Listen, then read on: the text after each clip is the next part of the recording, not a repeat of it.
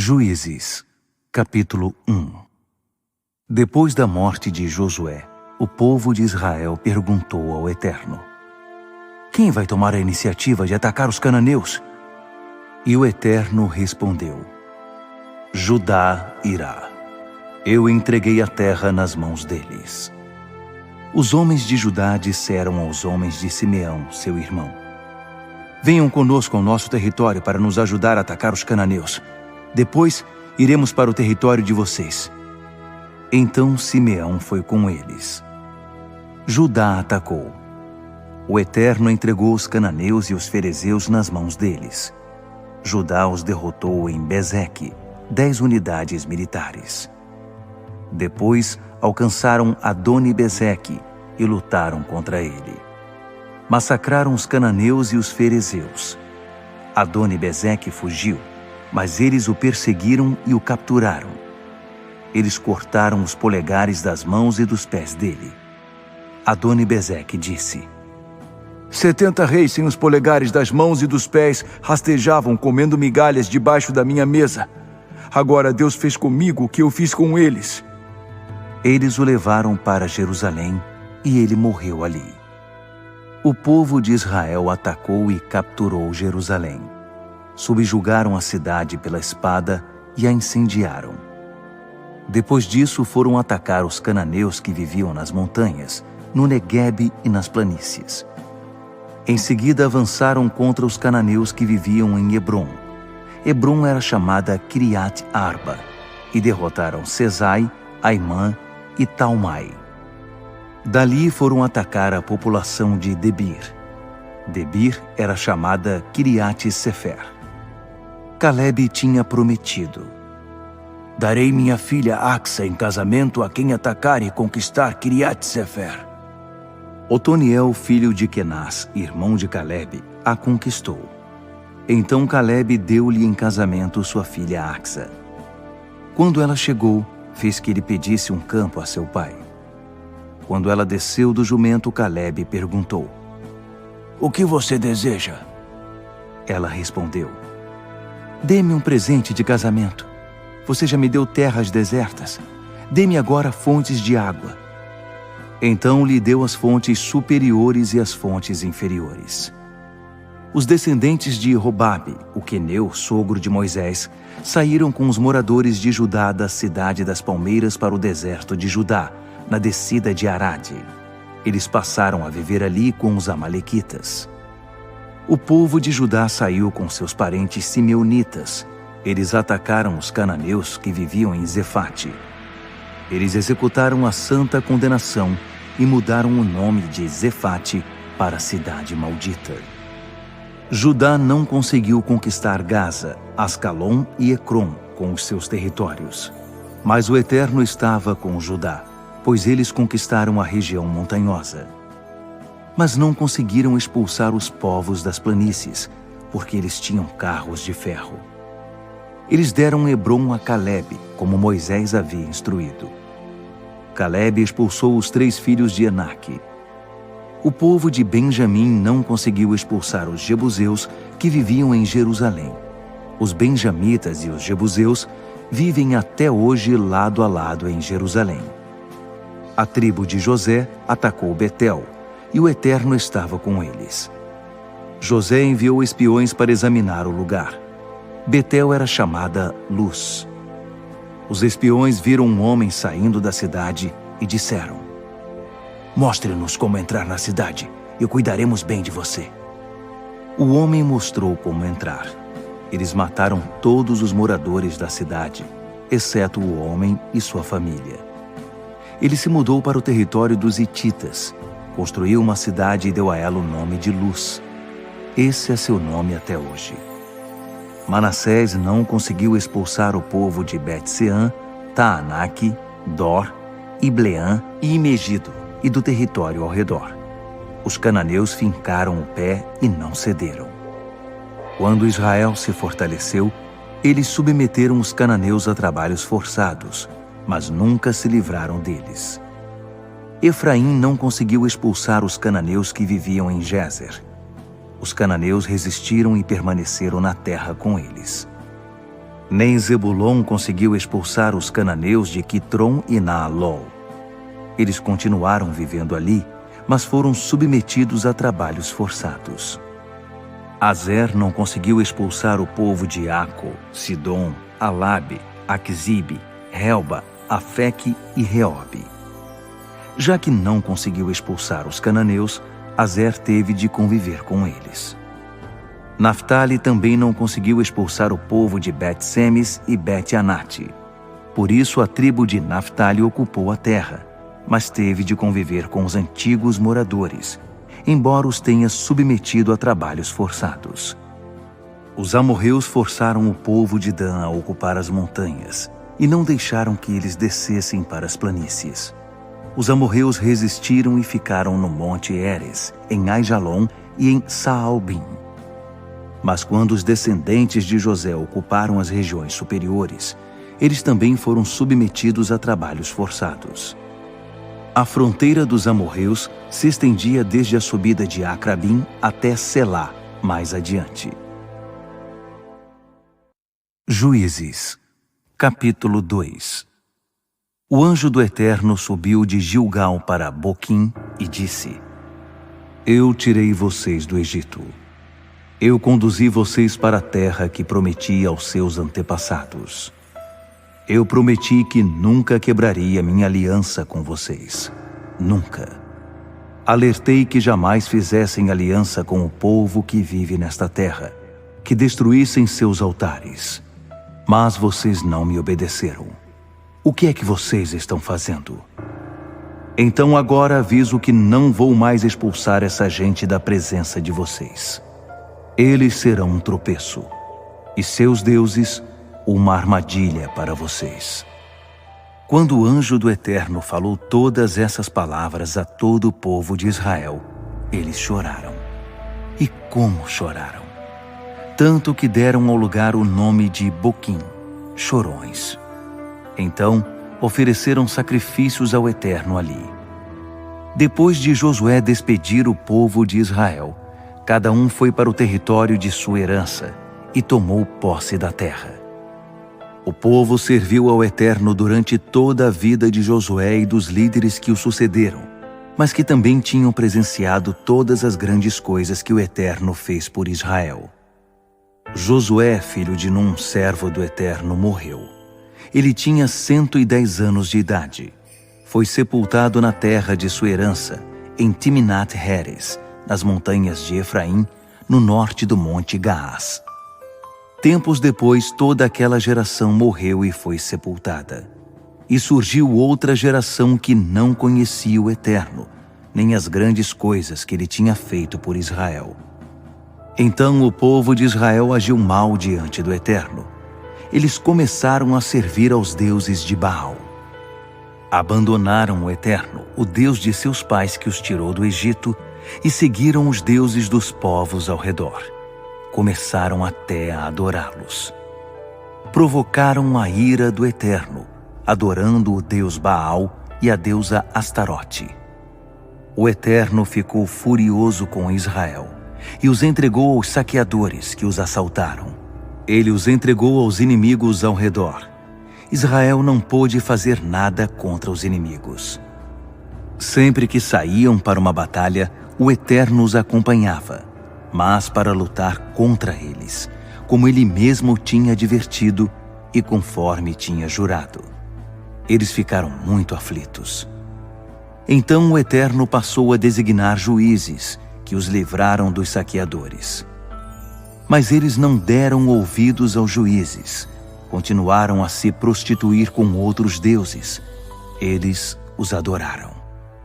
Não demoraram a deixar o caminho dos seus antepassados, o caminho da obediência aos mandamentos do Eterno. Eles se negaram a seguir esse caminho. Quando o Eterno levantava um juiz para defendê-los, ele apoiava o juiz e livrava o povo da opressão dos inimigos durante toda a vida daquele juiz, pois o Eterno sentia compaixão sempre que pediam socorro por causa daqueles que os afligiam e os atacavam. Mas quando morria o juiz, o povo retornava à velha maneira de viver e eles se tornavam piores que seus antepassados. Seguiam outros deuses, servindo-os e adorando-os. Eram teimosos como mulas.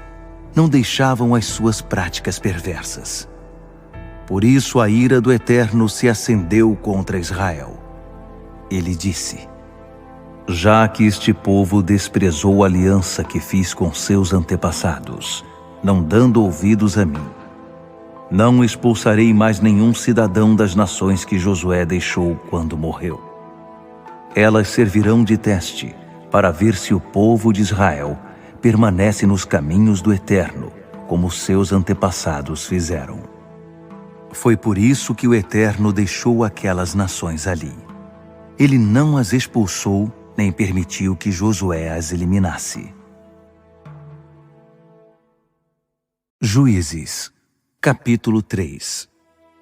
Estas são as nações que o Eterno deixou para testar os israelitas que não tinham experiência nas guerras de Canaã.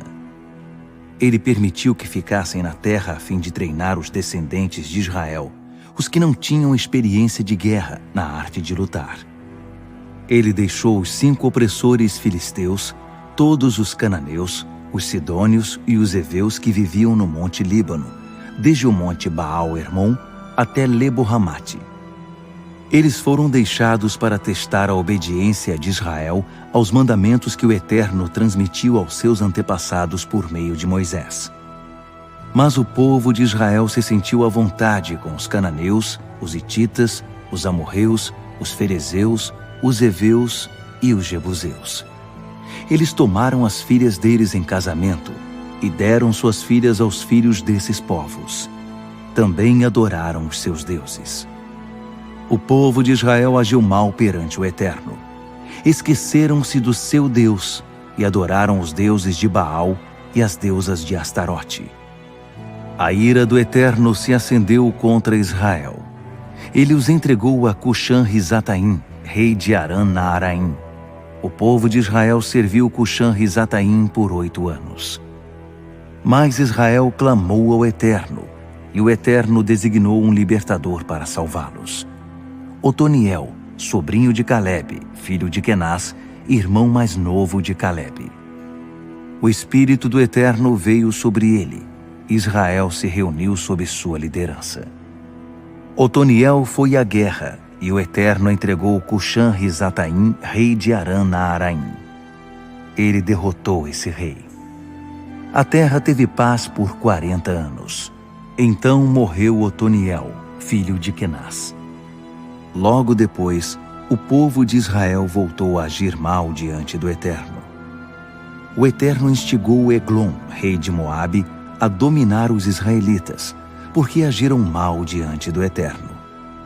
Eglon convocou os amonitas e os amalequitas, e eles atacaram Israel, conquistando a cidade das palmeiras. O povo de Israel ficou 14 anos sob o domínio de Eglon. O povo de Israel clamou ao Eterno, e ele designou um libertador para eles. Eude, filho de Gera, benjamita. Ele era canhoto. O povo de Israel enviou tributo por meio dele ao rei Eglon de Moabe. Eude fez para si uma espada curta de 2 gumes e a prendeu à coxa direita por baixo da roupa. Ele entregou o tributo a Eglon, rei de Moabe. Eglon era muito gordo. Depois de entregar o tributo, ele saiu com os carregadores do tributo. Mas quando chegou até as imagens de pedra perto de Gilgal, ele deu meia volta, retornou e disse: "Tenho um assunto particular com você, ó rei." O rei ordenou aos que estavam na sala: "Retirem-se." E todos saíram. Eude aproximou-se dele. O rei estava sozinho em sua sala de verão no pavimento superior e disse: "Tenho uma mensagem da parte de Deus para você."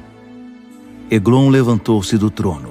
Com a mão esquerda, Eude pegou a espada presa à coxa direita e esfaqueou o rei na barriga. A lâmina penetrou nele e também o cabo. A gordura se fechou sobre a arma, por isso não foi possível retirá-la. Eude escapou pelo terraço e, depois de trancar a porta da sala, desapareceu. Quando os servos do rei chegaram, ficaram surpresos ao ver a porta da sala trancada. Disseram: provavelmente ele está no banheiro fazendo suas necessidades. Eles aguardaram, mas depois de um tempo ficaram preocupados, porque ele não abria a porta. Finalmente encontraram uma chave e entraram na sala. Encontraram seu senhor deitado no chão, morto.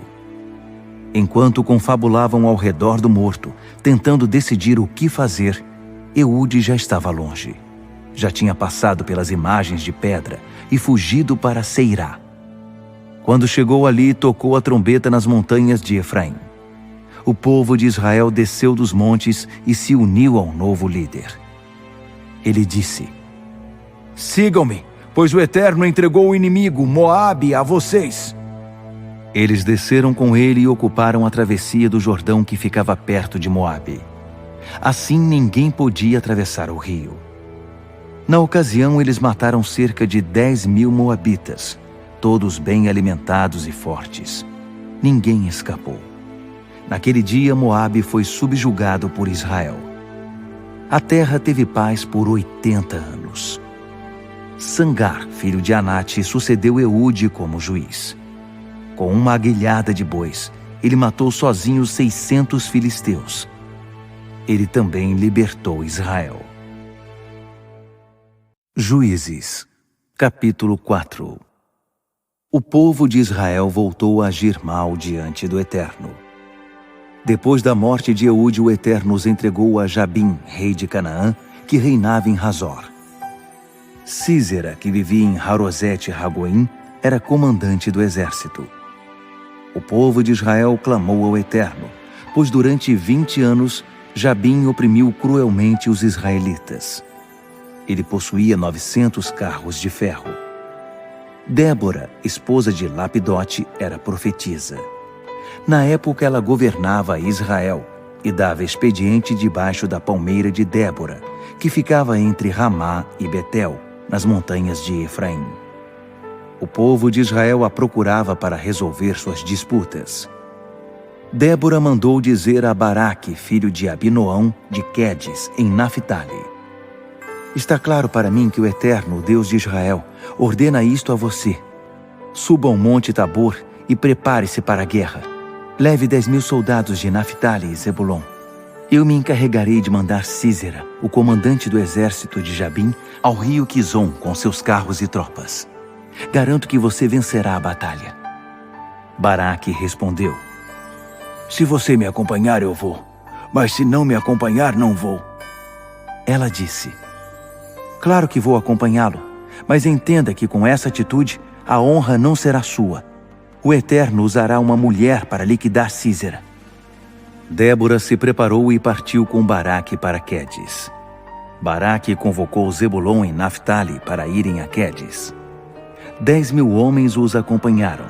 Débora já estava com ele. Nessa época, Éber, o queneu, havia se separado dos outros queneus, descendentes de Robabe, sogro de Moisés. Ele vivia perto do carvalho de Zaanim, nas proximidades de Quedes. Foi quando informaram a Sísera que Baraque, filho de Abinoão, tinha subido ao monte Tabor. Sísera imediatamente levou todos os seus carros para o rio Quizon, 900 carros de ferro, e todos os soldados que estavam com ele em Harosete-Ragoim. Débora disse a Baraque: ataque! Hoje o Eterno deu a você a vitória sobre Sísera. O Eterno irá à sua frente. Baraque desceu do monte, seguido por seus 10.000 soldados. O Eterno derrotou Sísera, todos aqueles carros, todas aquelas tropas, diante de Baraque. Sísera pulou do seu carro e correu.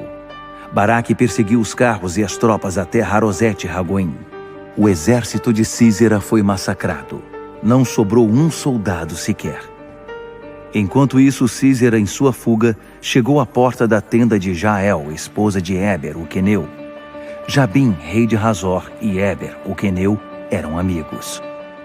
Jael saiu para encontrar-se com Sísera e disse: entre, senhor, fique comigo, não tenha medo. Então ele entrou na tenda e ela o cobriu com uma coberta. Ele disse: Por favor, dê-me um pouco de água. Estou com sede. Ela abriu uma vasilha de leite, deu de beber a ele e depois o cobriu outra vez. Sísera disse à mulher: fique na entrada da tenda. Se alguém passar por aqui e perguntar se há alguém aqui dentro, responda: não, ninguém. Ele caiu num sono pesado por causa da exaustão. Então Jael pegou uma estaca da tenda e um martelo, aproximou-se de mansinho e cravou a estaca na têmpora dele, atravessando-a até fincar a estaca no chão. Ele se contorceu e morreu. Baraque, que perseguia Sísera, chegou logo depois. Jael foi a seu encontro e disse: venha, vou mostrar onde está aquele que você procura. Ele a acompanhou e encontrou Sísera deitado, morto, com uma estaca fincada na têmpora. Naquele dia, Deus tirou o poder de Jabim, rei de Canaã, sobre o povo de Israel, que continuou a apertar o cerco em torno de Jabim, até que não sobrou nada dele. Juízes, capítulo 5. Naquele dia, Débora e Baraque, filho de Abinoão, cantaram este cântico. Quando os guerreiros soltaram o cabelo em Israel e o deixaram esvoaçar ao vento forte, o povo, numa exclamação voluntária, bendisse o Eterno. Ouçam, ó reis, escutem, ó príncipes, ao Eterno, sim, ao Eterno cantarei. Vou compor um hino ao Eterno, ao Deus de Israel. Ó Eterno, quando saíste de Seir atravessando os campos de Edom, a terra tremeu. Até os céus derramaram chuva e as nuvens transformaram-se em rios. Os montes saltaram diante do Eterno, o Deus do Sinai, perante o Eterno, o Deus de Israel.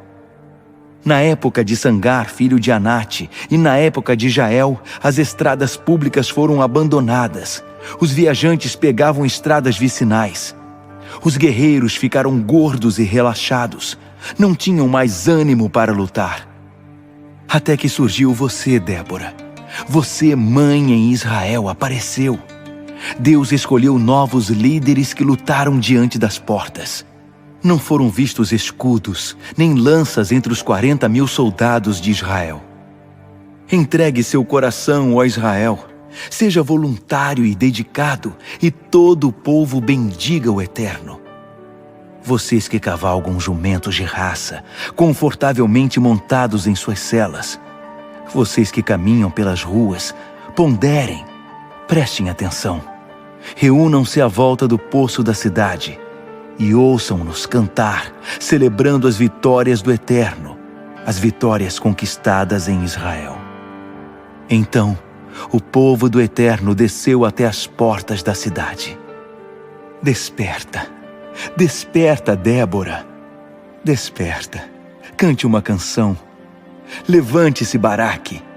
Leve com você os seus prisioneiros, filho de Abinoão. Então os restantes desceram para saudar os heróis. O povo do Eterno se uniu aos poderosos. Os capitães de Efraim desceram para o vale, seguindo você, Benjamim, com as suas tropas. Os comandantes marcharam de Maquir. De Zebulon vieram líderes do alto escalão. Os chefes de Issacar se uniram a Débora. Issacar permaneceu firme com Baraque, cobrindo a retaguarda nos campos de batalha. Mas entre as divisões de Ruben, havia muita crítica. Por que tanta discussão em torno das fogueiras dos pastores? As divisões de Ruben, dispersas e distraídas, não conseguiam se decidir. Gileade não se arriscou a atravessar o Jordão. E Dan, por que partiu com seus navios? Azer manteve distância, preferindo a segurança dos seus portos. Mas Zebulon arriscou a sua vida, desafiou a morte, assim como Naphtali nos altos campos de batalha. Os reis vieram e atacaram, e os reis de Canaã lutaram. Lutaram em Taanaque, junto às águas de Megido, mas não levaram prata nem tomaram os despojos. As estrelas do céu se uniram na batalha. De suas órbitas, lutaram contra Sísera. O rio Quizon os arrastou. As torrentes os atacaram. A correnteza do Quizon. Oh, você pisará o pescoço dos poderosos. Os cascos dos cavalos faziam tremer o chão, garanhões galopando em fuga. Amaldiçoem Meroz, diz o anjo do Eterno. Amaldiçoem duplamente seu povo, porque não compareceram quando o Eterno precisou deles. Não se uniram ao Eterno com seus valentes guerreiros. Mas bendita entre todas as mulheres é Jael, mulher de Éber, o queneu, a mais bendita entre as mulheres que cuidam do lar. Ele pediu água, ela trouxe leite. Numa linda tigela ofereceu coalhada.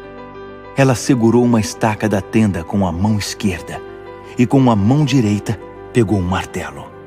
Ela cravou Sísera, esmagou sua cabeça, traspassou suas têmporas. Ele se curvou aos pés dela, caiu e ficou estendido. Ele se curvou aos pés dela. Ele caiu, curvado, prostrado, morto. A mãe de Sísera aguardava a janela, esperava incomodada e ansiosa. Dizia: o que teria detido seu carro? Por que não se ouve o ruído dos carros? A mais sábia de suas damas respondia calmamente, tentando animá-la. Não seria porque estão ocupados, buscando e repartindo os despojos? Uma moça, talvez duas para cada soldado. Para Sísera, uma túnica de seda lustrosa, uma roupa luxuosa, 1 ou 2 cachecóis coloridos para ornar o pescoço do espoliador. Assim, que pereçam todos os inimigos do Eterno, e os seus amados brilhem como o sol. A terra teve paz durante 40 anos. Juízes, capítulo 6. Outra vez o povo de Israel agiu mal perante o Eterno. O Eterno os deixou sob o domínio dos midianitas durante 7 anos. Os midianitas oprimiram Israel. Por causa deles, os israelitas eram obrigados a se esconder nas cavernas ou a construir lugares seguros. Quando Israel plantava sua lavoura, os midianitas e os amalequitas, os que viviam no leste, invadiam os campos e acampavam neles, destruindo as plantações até Gaza. Não deixavam nada para o sustento dos israelitas, nem ovelhas, nem bois, nem jumentos. Com os seus rebanhos e tendas, chegavam e tomavam conta da terra, como numa invasão de gafanhotos. Eles possuíam uma quantidade incrível de camelos, que pisoteavam o solo e destruíam tudo. O povo de Israel, reduzido à pobreza pelos midianitas, clamou pela ajuda do Eterno. Depois que certa vez o povo de Israel clamou ao Eterno por causa dos midianitas, o Eterno lhes enviou um profeta com esta mensagem. O Eterno Deus de Israel declarou: eu libertei vocês do Egito, eu libertei vocês da escravidão, resgatei vocês da crueldade do Egito e depois de todos os opressores. Eu os eliminei da sua presença e entreguei a vocês a terra deles. Ele disse a vocês: eu sou o Eterno, seu Deus. Não tenham medo nem por um instante dos deuses dos amorreus que existem na terra em que vocês estão vivendo. Mas vocês não deram ouvidos a mim. Um dia, o anjo do Eterno sentou-se debaixo do carvalho que está em Ofra, pertencente a Joás, o ebiesrita. Gideão, seu filho, malhava o trigo num tanque de esmagar uvas, escondido dos midianitas. O anjo do Eterno apareceu a ele e disse: o Eterno está com você, poderoso guerreiro. Gideão respondeu: comigo, Senhor. Se o Eterno está conosco, por que estamos nesta situação? Onde estão todas as maravilhas que nossos pais e avós nos contavam, afirmando: o Eterno nos libertou do Egito? Na verdade, o Eterno não quer saber de nós. Ele nos entregou nas mãos dos midianitas. Mas o Eterno insistiu: use a força que você tem. Liberte Israel da opressão dos midianitas. Sou eu quem está enviando você. Gideão respondeu: eu, Senhor? Como é que eu poderia libertar Israel? Olhe para mim. Meu clã é o menos importante de Manassés, e na minha família eu sou o menor. O Eterno disse: Eu estarei com você. Confie em mim. Você derrotará os midianitas como se fossem um só homem. Gideão respondeu: Se você está dizendo a verdade, faça-me um favor. Dê-me um sinal para que eu possa acreditar no que você está dizendo. Não saia daqui até eu voltar com um presente para você. Ele disse: Pode ir, eu espero. Gideão foi preparar um cabrito e providenciou uma grande quantidade de pães sem fermento. Utilizou mais de uma arroba de farinha. Arrumou a carne num cesto e o caldo numa panela, e depositou a comida à sombra do carvalho, uma refeição sagrada.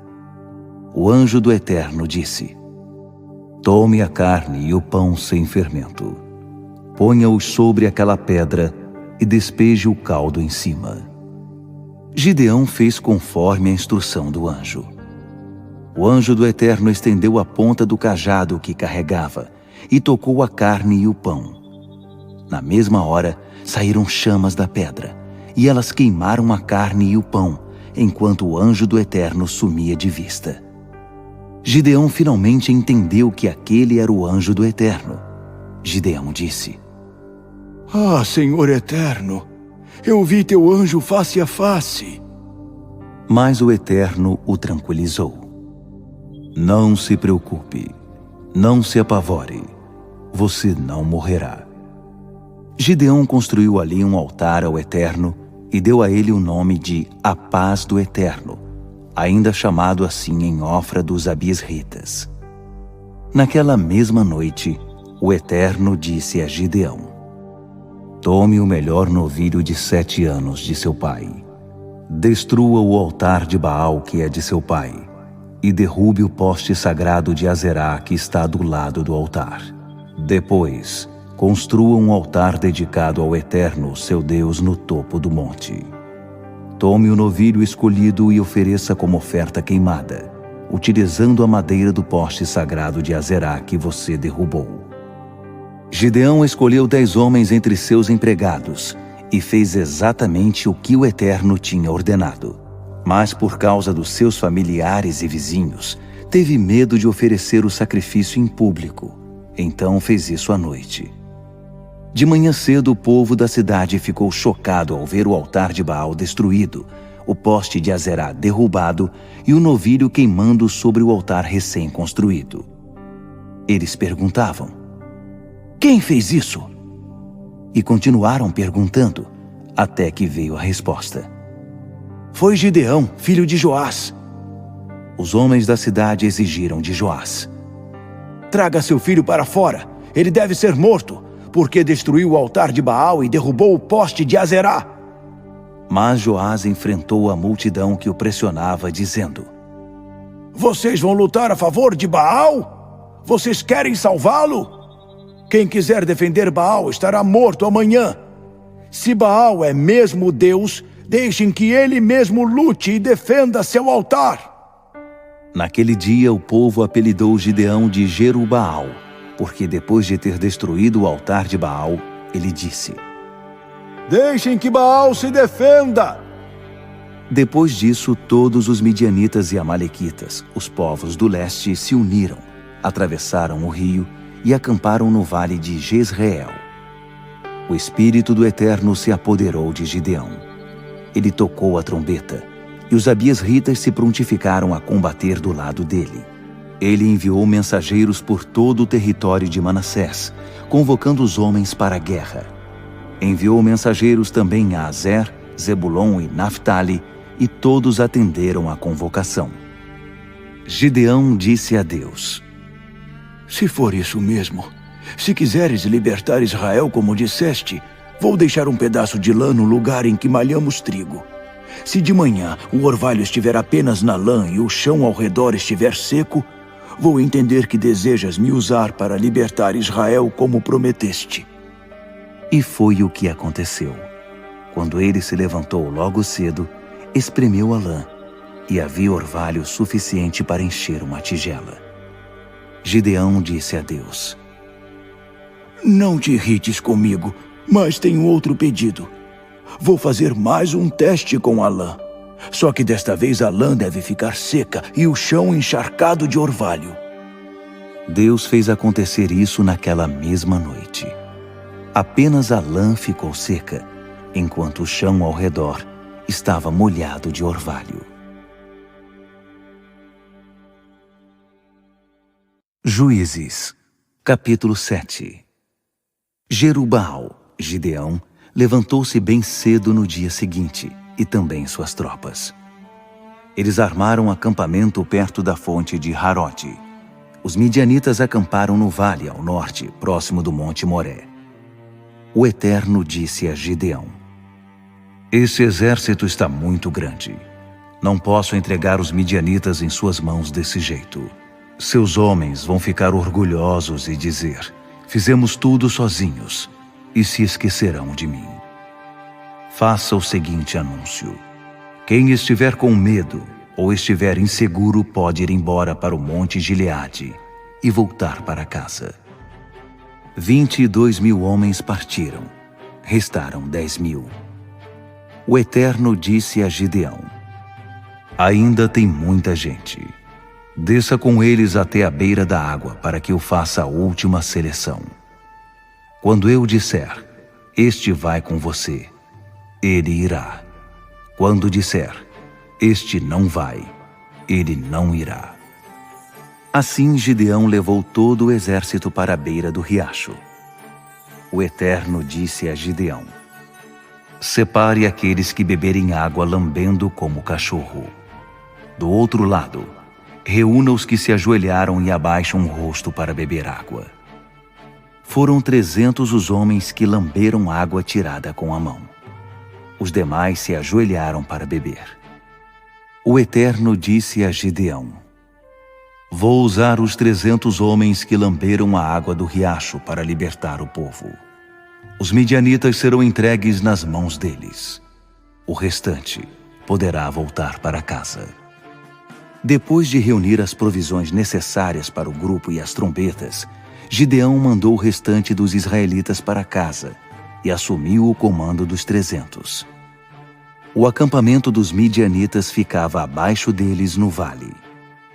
Naquela noite, o Eterno disse a Gideão: Levante-se e desça até o acampamento. Eu os entreguei nas suas mãos. Se estiver receoso de descer, leve Pura, seu guarda-costas, com você.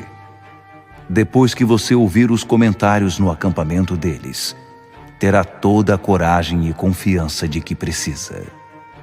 Ele e seu guarda-costas desceram até onde estavam as sentinelas.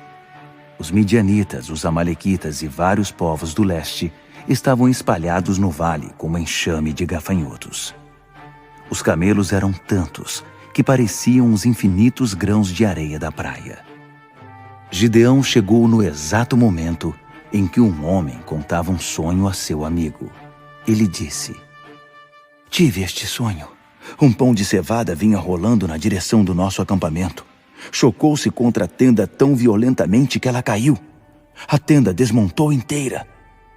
Seu amigo respondeu: Deve ser a espada de Gideão, filho de Joás, o israelita. Deus entregou os midianitas e todo o acampamento nas mãos dele. Quando Gideão ouviu o relato do sonho e a interpretação, ajoelhou-se perante Deus e orou. Em seguida, voltou para o acampamento israelita e disse: Vamos, levantem-se! O Eterno nos entregou o exército midianita. Ele dividiu os 300 homens em 3 companhias. Entregou a cada homem uma trombeta e um jarro vazio com uma tocha dentro, dando a seguinte instrução: Observem e façam o que eu fizer. Quando eu chegar perto do acampamento, façam exatamente o que eu fizer. Quando eu e os meus companheiros tocarmos a trombeta, vocês também em volta do acampamento tocarão as trombetas e gritarão: Pelo Eterno e por Gideão! Gideão e os 100 homens que estavam com ele aproximaram-se do acampamento no início da vigília da meia-noite, logo após a troca da guarda. Eles tocaram as trombetas ao mesmo tempo em que quebravam os jarros. As 3 companhias tocaram as trombetas e quebraram os jarros. Os homens seguravam as tochas com a mão esquerda e as trombetas com a mão direita. Eles tocavam e gritavam: "A espada pelo Eterno e por Gideão!"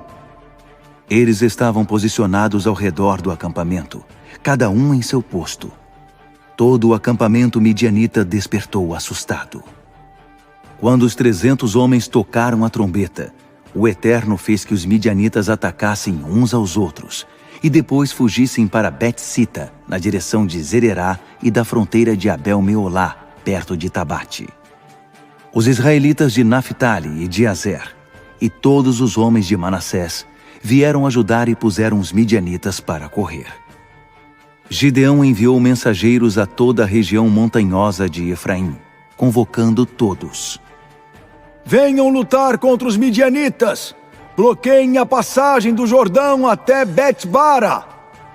Todos os homens de Efraim se reuniram e bloquearam a passagem do Jordão até Bet-bara.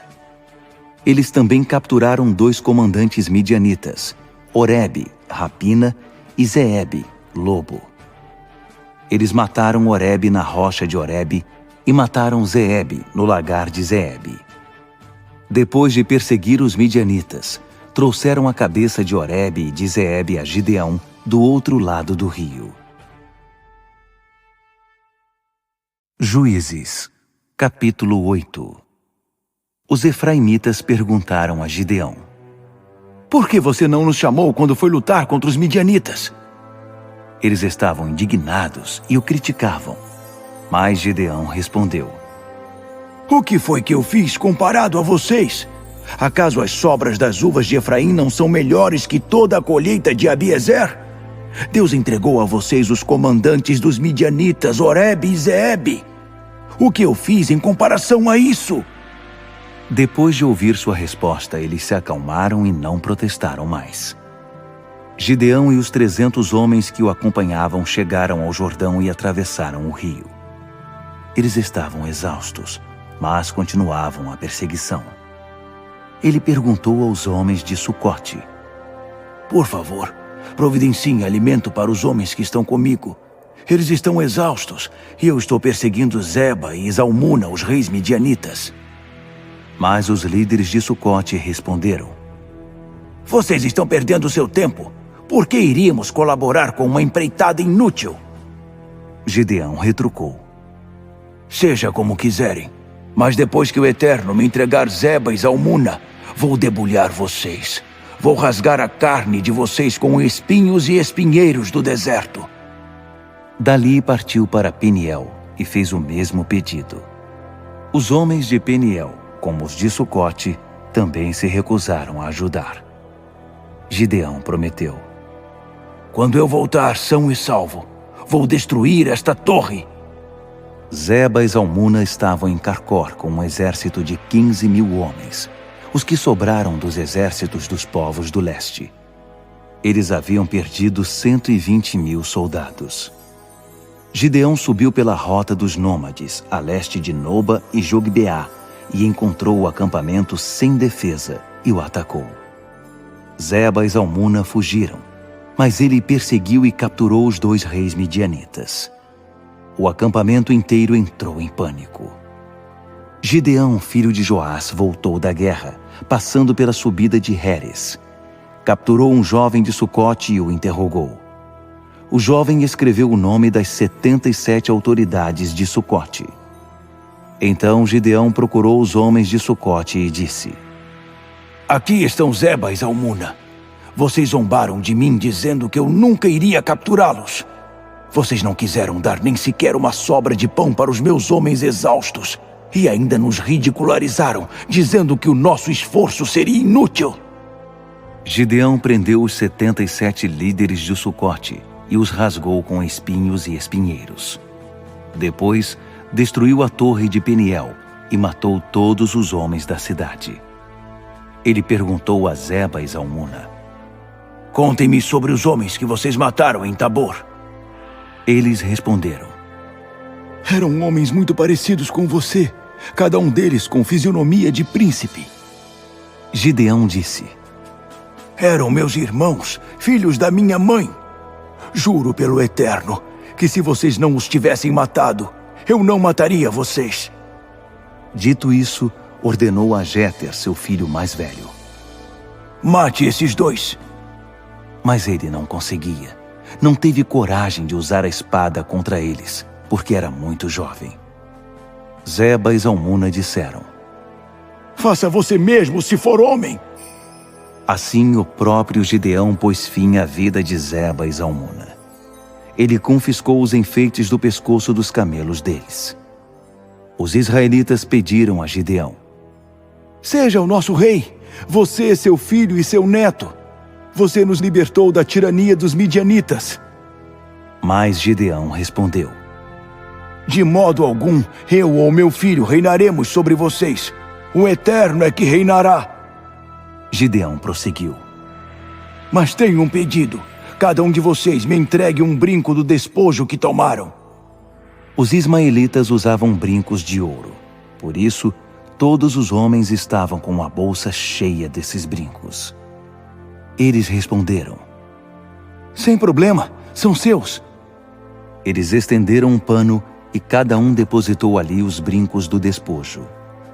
Os brincos de ouro que Gideão pediu pesaram cerca de 20 quilos, fora os enfeites, os pingentes e as roupas luxuosas dos reis midianitas e os enfeites do pescoço dos camelos. Gideão usou ouro para fazer um colete sacerdotal e o exibiu em sua cidade, em Ofra. Todo Israel cometeu profanação ali. Gideão e sua família também foram seduzidos por ela. Os israelitas quebraram a tirania dos midianitas e não se ouviu mais falar deles. Enquanto Gideão viveu, a terra esteve em paz por 40 anos. Jerubaal, filho de Joás, voltou para casa e ali ficou. Gideão teve 70 filhos. Ele foi o pai de todos eles, pois tinha muitas mulheres. Sua concubina de Siquém também deu a ele um filho, que recebeu o nome de Abimeleque. Gideão, filho de Joás, morreu em idade avançada. Foi sepultado no túmulo de seu pai, em Ofra dos Abiesritas. Mal Gideão foi sepultado, e o povo de Israel se desviou e se prostituiu com Baal. Elegeram Baal-Berite como seu Deus. O povo de Israel se esqueceu do Eterno, seu Deus, que os tinha livrado de todos os seus opressores. Também não foram leais para com a família de Jerubaal, Gideão, considerando-se o bem que ele havia feito a Israel. Juízes, capítulo 9. Abimeleque, filho de Jerubaal, foi para Siquém, onde estavam seus tios e todos os parentes de sua mãe, e disse a eles: Perguntem aos homens de Siquém: o que vocês preferem? Que 70 homens reinem sobre vocês, isto é, todos os filhos de Jerubaal, ou apenas um homem? Lembrem-se de que eu também sou da família de vocês. Os parentes de sua mãe discutiram o assunto com as autoridades de Siquém, e eles optaram por Abimeleque, argumentando: Afinal, ele é um dos nossos. Eles deram a Abimeleque 70 peças de prata do santuário de Baal-Berite. Com esse dinheiro, ele contratou o serviço de um bando de marginais. Ele foi até Ofra, na casa de seu pai, e matou seus meio-irmãos, filhos de Jerubaal. Matou todos os 70 sobre uma rocha, menos o mais jovem, Jotão, que conseguiu se esconder. Foi o único sobrevivente. Todos os líderes de Siquém e Bet-Milô se reuniram debaixo do carvalho, perto da coluna de Siquém, e coroaram Abimeleque rei. Quando deram a notícia a Jotão, ele subiu ao topo do monte Gerizim e discursou: Ouçam-me, líderes de Siquém. Assim Deus ouvirá vocês. Um dia, as árvores decidiram ungir um rei para si. Disseram à oliveira: reine sobre nós. Mas a oliveira respondeu: acham que vou deixar o meu azeite, que honra os deuses e os homens, para dominar sobre as árvores?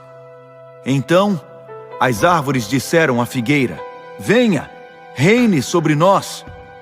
Mas a figueira respondeu: acham que vou deixar a minha doçura, os meus frutos que dão água na boca, para dominar sobre as árvores?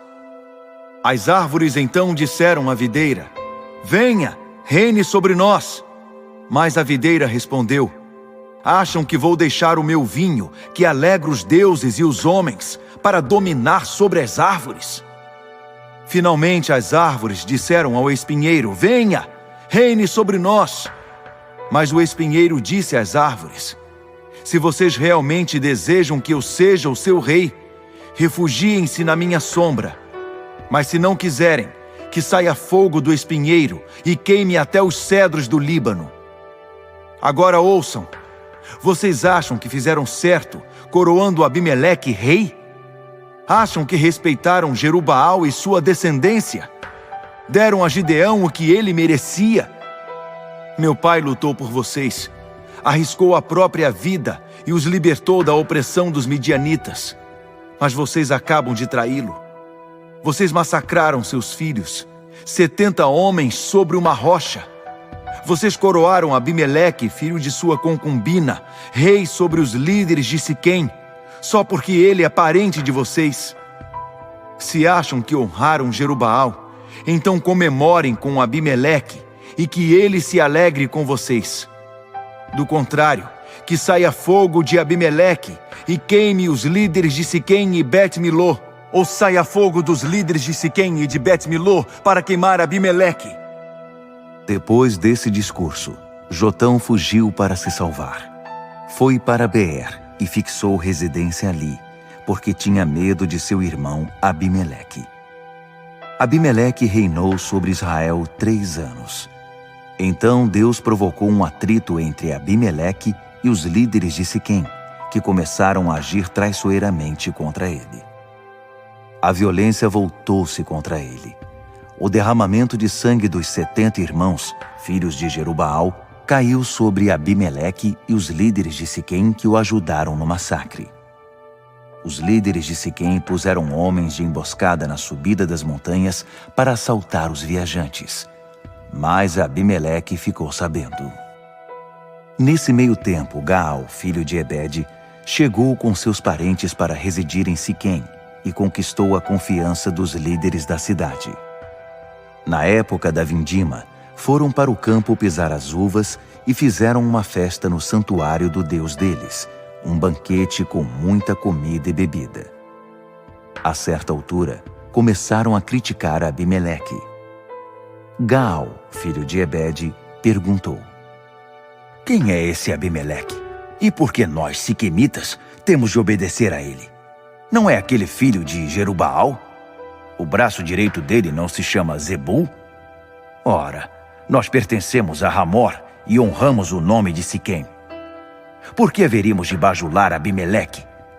Se eu estivesse no comando desse povo, a primeira coisa que faria seria me livrar desse Abimeleque. Eu diria na cara dele: mostre a sua força, Abimeleque. Vamos ver quem manda aqui. Zebul, governador da cidade, ouvindo o que Gaal, filho de Ebede, dizia, ficou furioso e enviou secretamente alguns mensageiros a Abimeleque com este recado: Gaal, filho de Ebede, e seus parentes vieram para Siquém e estão tramando contra você. Faça o seguinte: traga suas tropas esta noite e arme uma emboscada no campo. De manhã, logo ao nascer do sol, ataque a cidade. Gaal e suas tropas sairão ao seu encontro. Daí em diante você sabe o que fazer. Abimeleque e as suas tropas, divididas em 4 companhias, saíram naquela noite e armaram uma emboscada perto de Siquém. De manhã, Gaal, filho de Ebede, foi para a entrada da cidade. Abimeleque e suas tropas deixaram um esconderijo. Quando Gaal os viu, disse a Zebul: Veja, parece que tem gente descendo das montanhas. Zebul disfarçou: Parecem homens, mas são apenas sombras nas montanhas. E mudou de assunto. Gaal insistiu: Veja, são tropas descendo de Tabur Heres, o umbigo da terra. Uma companhia inteira está descendo pelo caminho do carvalho dos adivinhadores. Zebul disse: Onde está aquela sua coragem? Não foi você que disse: Quem é esse Abimeleque? Porque temos de obedecer a ele? Pois aí está ele, com as tropas de que você fez pouco caso. É a sua chance. Lute contra ele. Gaal, com o apoio dos líderes de Siquém, enfrentou Abimeleque. Mas Abimeleque venceu. Gaal virou as costas e fugiu, deixando muitos feridos pelo caminho até a entrada da cidade. Abimeleque permaneceu em Arumá e Zebul expulsou Gaal e seus parentes de Siquém. No dia seguinte, o povo fugiu para os campos e alguém deu a notícia a Abimeleque. Ele convocou suas tropas, dividiu-as em 3 companhias e armou emboscada nos campos. Quando viu que o povo estava em campo aberto, saiu e o atacou. Abimeleque e a companhia que estava com ele avançaram até a entrada da cidade. As outras 2 companhias perseguiram os que haviam saído da cidade e os mataram. Abimeleque lutou contra a cidade o dia todo, até que a subjugou e massacrou todos os moradores. Ele deixou a cidade em ruínas e jogou sal sobre ela. Quando os líderes da torre de Siquém ficaram sabendo disso, foram até a fortaleza do templo do Deus da Aliança. Alguém informou a Abimeleque de que o grupo da torre de Siquém estava reunido.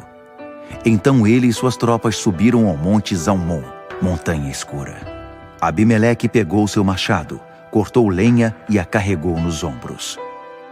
Ele ordenou aos seus homens: Façam o que eu estou fazendo, depressa! Então cada um dos homens cortou um feixe de lenha e foi atrás de Abimeleque. A lenha foi empilhada sobre o abrigo da torre, e eles puseram fogo em tudo. Todos os que estavam na torre de Siquém morreram, cerca de 1000 homens e mulheres. Abimeleque prosseguiu para Tebes.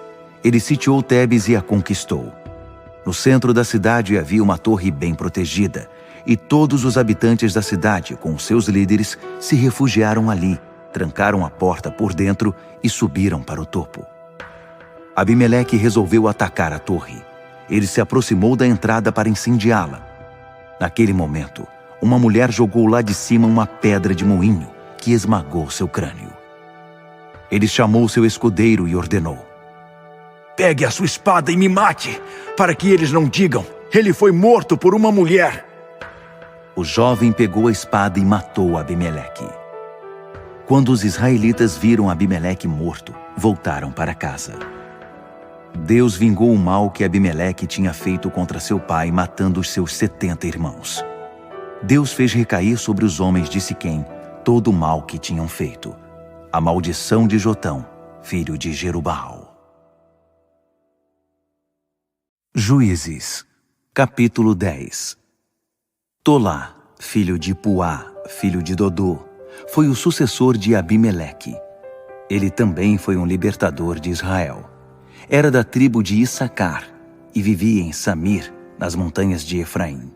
Ele governou Israel 23 anos. Depois morreu e foi sepultado em Samir. Depois dele, Jair de Gileade assumiu a liderança. Ele governou Israel durante 22 anos. Tinha 30 filhos que montavam 30 jumentos e tinham 30 cidades em Gileade. Até hoje as cidades são chamadas povoados de Jair. Ele morreu e foi sepultado em Camom. O povo de Israel voltou a agir mal diante do Eterno. Eles adoraram os deuses de Baal e as deusas de Astarote, deusas de Aram, Sidom e Moabe, além dos deuses dos Amonitas e dos Filisteus. Eles se desviaram e abandonaram o Eterno, deixando de servi-lo. A ira do Eterno se acendeu contra Israel, e ele os entregou aos filisteus e aos amonitas. Naquele ano, eles oprimiram sem dó o povo de Israel. Durante 18 anos, eles tiranizaram o povo de Israel que vivia a leste do Jordão, na terra dos amorreus, em Gileade. Então os amonitas atravessaram o Jordão para atacar Judá, Benjamim e Efraim. E Israel ficou profundamente angustiado. o povo de Israel clamou ao Eterno: Pecamos contra ti. Abandonamos o nosso Deus para adorar os deuses de Baal. O Eterno respondeu ao povo de Israel: Quando os egípcios, os amorreus, os amonitas, os filisteus, os sidônios, até os amalequitas e os midianitas os oprimiram, vocês clamaram a mim, e eu os libertei. Agora vocês me abandonaram outra vez, adorando outros deuses. Não vou ajudar desta vez. Façam assim. Clamem aos deuses que vocês escolheram, para que eles os livrem da encrenca em que vocês se meteram. Mas o povo de Israel disse ao Eterno: Nós pecamos. Depois podes fazer conosco o que achares melhor, mas livra-nos desta opressão. Eles baniram os deuses estrangeiros das suas casas e passaram a adorar apenas ao Eterno. O Eterno não deixou de ter compaixão das aflições de Israel. Os amonitas se prepararam para a guerra, acampando em Gileade. O povo de Israel acampou contra eles em Mispá. Os líderes de Gileade disseram: Quem comandará a guerra contra os amonitas? Nós o faremos chefe de todos os moradores de Gileade. Juízes, capítulo 11. Jefté, o gileadita, era um guerreiro valente. Ele era filho de uma prostituta e seu pai era Gileade. A mulher de Gileade também deu filhos a ele. Quando eles cresceram, expulsaram Jefté de casa, pois diziam: Você não receberá nenhuma herança da família. Você é filho de outra mulher. Por isso Jefté fugiu dos irmãos e foi morar na terra de Tobi. Alguns marginais se juntaram a ele e formaram um bando. Algum tempo depois, os amonitas tomaram a iniciativa do ataque contra Israel. Diante daquela ameaça, os líderes de Gileade foram procurar Jefté na terra de Tobi. Disseram a Jefté: Venha, seja o nosso general para que possamos atacar os amonitas. Mas Jefté respondeu aos líderes de Gileade: Vocês me odeiam? Vocês me expulsaram da casa de minha família? Por que vieram me procurar agora? É porque estão em apuros, não é? Os líderes de Gileade reconheceram: Exatamente. Viemos atrás de você para que nos ajude a lutar contra os amonitas. Você será comandante de todos nós, de todos os moradores de Gileade. Jefté perguntou aos líderes de Gileade: Se vocês me levarem de volta para lutar contra os amonitas e o Eterno me der a vitória, serei chefe de vocês, correto? Eles responderam: O Eterno é testemunha entre nós. Faremos tudo o que você mandar. Assim Jefté concordou em ir com os líderes de Gileade. O povo o tornou chefe e comandante deles. Jefté repetiu o que tinha dito diante do Eterno em Mispá. Jefté enviou mensageiros ao rei dos amonitas com a seguinte mensagem: O que está acontecendo para que vocês venham procurar briga na minha terra? O rei dos amonitas respondeu aos mensageiros de Jefté: É que Israel tomou a minha terra quando veio do Egito, desde Arnon até o Jaboque e o Jordão. Devolvam tudo pacificamente e deixarei vocês em paz. Jefté enviou novamente os mensageiros ao rei dos amonitas com esta mensagem: Jefté mandou dizer: Israel nunca tomou terra dos moabitas nem dos amonitas. Quando os israelitas vieram do Egito, eles vieram pelo deserto desde o Mar Vermelho até Cádiz. Dali Israel enviou mensageiros ao rei de Edom dizendo: Deixe-nos atravessar a sua terra. Mas o rei de Edom não os deixou passar. Israel também pediu permissão ao rei de Moabe, mas ele também não os deixou passar. Eles ficaram parados em Cádiz. Então eles atravessaram o deserto e rodearam a terra de Edom e de Moabe. Eles chegaram a leste da terra de Moabe e acamparam do outro lado do Arnon. Nem sequer pisaram em território moabita, pois Arnon ficava na fronteira de Moabe. Em seguida, Israel enviou mensageiros a Seom, rei dos amorreus, em Esbom, pedindo: Deixe-nos atravessar o seu território de passagem para nossa terra. Mas Seom não acreditou que Israel iria apenas atravessar seu território e convocou todo o seu exército. Eles acamparam em Jaza e lutaram contra Israel. Mas o Eterno, Deus de Israel, entregou Seom e todas as suas tropas nas mãos de Israel. Israel os derrotou e conquistou toda a terra dos amorreus, desde o Arnon até o Jaboque e desde o deserto até o Jordão. Foi o Eterno, o Deus de Israel, quem expulsou os amorreus em benefício de Israel. Então, quem você pensa que é para reclamar a posse desta terra? Por que não se contenta com o que o seu Deus Camus deu a você? E nos contentaremos com o que o Eterno, o nosso Deus, nos deu. Você acha que é melhor que Balaque, filho de Zippor, rei de Moabe? Ele conseguiu alguma coisa fazendo oposição a Israel? Ele arriscou lutar contra nós? Todo esse tempo, e já se passaram 300 anos desde que Israel viveu em Esbom e seus povoados, em Aroer e seus povoados, e em todas as cidades ao longo do Arnon. Por que você não tentou conquistá-las? Você está enganado. Não tiramos nada de você. Mas você estará cometendo um grande erro se pretende declarar guerra contra nós. Hoje o Eterno, o verdadeiro juiz, decidirá entre o povo de Israel e o povo de Amon. Mas o rei dos Amonitas não deu atenção a nada que Jefité dizia.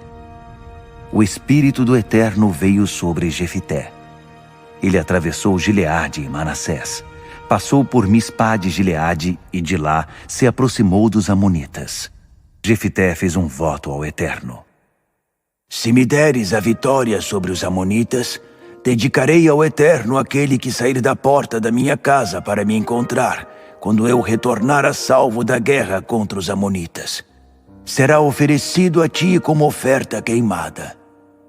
Depois disso, Jefité saiu para lutar contra os Amonitas. O Eterno os entregou em suas mãos. Ele os atacou com todo o ímpeto, desde Aroer até a região de Minite, até Abel-Queramim, e conquistou 20 cidades. Foi um verdadeiro massacre. Os Amonitas foram dominados pelo povo de Israel. Jefité voltou para Mispá, e sua filha saiu de casa para encontrá-lo, dançando ao som de tamborins. Ela era filha única, porque ele não tinha outros filhos e filhas. Quando ele percebeu quem era, rasgou a própria roupa e gritou: Ah, minha filha querida, estou envergonhado. Você é a causa do meu desprezo. Meu coração está partido. Fiz um voto ao Eterno e não posso deixar de cumpri-lo. Ela disse: Meu pai, se você fez um voto ao Eterno, faça comigo o que prometeu. O Eterno fez a parte dele, livrando você dos Amonitas. Ela disse também a seu pai: Só vou pedir uma coisa. Dê-me 2 meses para que eu possa ir às montanhas com as minhas amigas, chorar por causa da minha virgindade, já que nunca vou poder me casar. Ele respondeu: Você pode ir. E deu a ela o prazo de 2 meses. Ela e as suas amigas foram para as montanhas, chorando por ela não poder se casar. 2 meses depois, ela estava de volta. Ele cumpriu o voto que tinha feito a respeito dela. Ela nunca teve relações com homem algum. Tornou-se costume em Israel que todos os anos as moças de Israel se reuniam durante 4 dias para chorar pela filha de Jefité de Gileade. Juízes, capítulo 12. Os homens de Efraim convocaram as suas tropas, rumaram para Zafon e disseram a Jefté: Por que você foi lutar contra os Amonitas sem nos chamar? Nós vamos queimar a sua casa com você dentro. Jefté respondeu: Eu e o meu povo estivemos muito envolvidos em negociações com os Amonitas. Eu mandei chamá-los, mas vocês me ignoraram. Quando percebi que vocês não viriam, tomei a decisão por mim mesmo e lutei contra os amonitas. O Eterno os entregou nas minhas mãos. Então, o que querem aqui? Vieram lutar contra nós? Jefté convocou as tropas de Gileade e atacou Efraim. Os homens de Gileade os atacaram com fúria, porque estavam dizendo: os gileaditas não são nada. São desertores de Efraim e Manassés. Os gileaditas dominaram as passagens do Jordão na travessia para Efraim. Quando um fugitivo efraimita dizia: deixe-me passar, os homens de Gileade perguntavam: você é de Efraim? Ele respondia: não. Então eles pediam: diga, Shibolete. Mas eles sempre falavam Sibolete, porque não conseguiam pronunciar corretamente. Então eles agarravam o homem e o matavam ali mesmo, na passagem do Jordão. Naquela ocasião, foram mortos 42.000 efraimitas.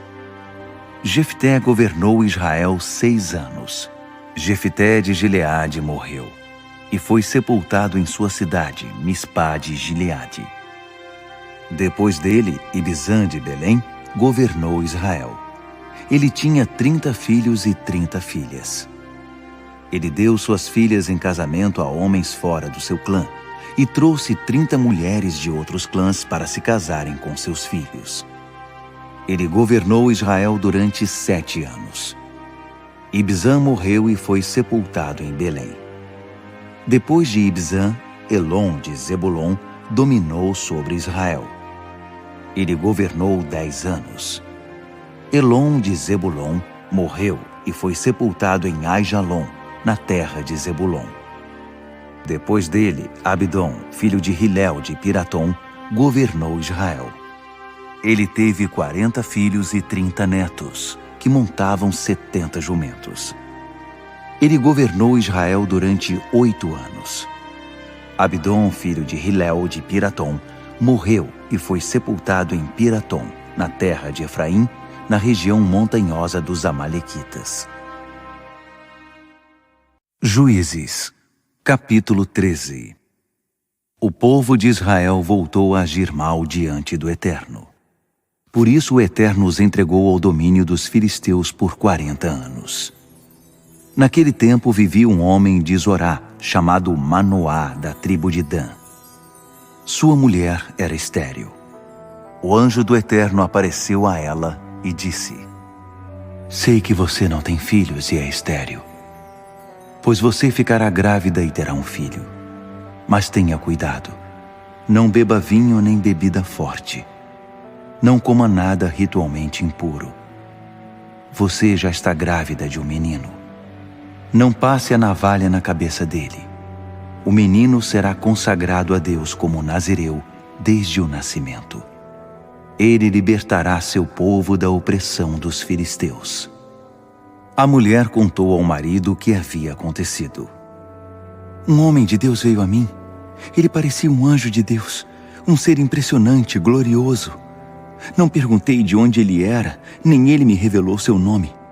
Mas disse: você está grávida. Você terá um menino. Não beba vinho nem bebida forte, nem coma nenhuma comida ritualmente impura. O menino será consagrado a Deus como nazireu desde seu nascimento até sua morte. Manoá orou ao Eterno: Senhor, peço-te que o homem de Deus que enviaste volte para nos ensinar como criar esse menino que está para nascer. Deus ouviu o pedido de Manoá. O anjo de Deus voltou para falar com a mulher. Ela estava sozinha no campo. Manoá não estava com ela. Por isso, ela correu e chamou o marido. Ele voltou, o homem que veio outro dia. Manoá seguiu a mulher até onde o homem estava. Ele perguntou ao homem: é você o homem que falou com minha mulher? Ele respondeu: sou eu. Manoá então disse: quando se cumprir o que você nos disse, como cuidaremos desse menino? Qual será o seu trabalho? O anjo do Eterno respondeu a Manoá: Observe todas as instruções que dei à sua mulher. Ele não deve comer nada que venha da videira, vinho ou bebida forte. Não deve comer nenhuma comida ritualmente impura. Ela deve seguir à risca tudo o que ordenei a ela. Manoá disse ao anjo do Eterno: Por favor, fique conosco mais um tempo.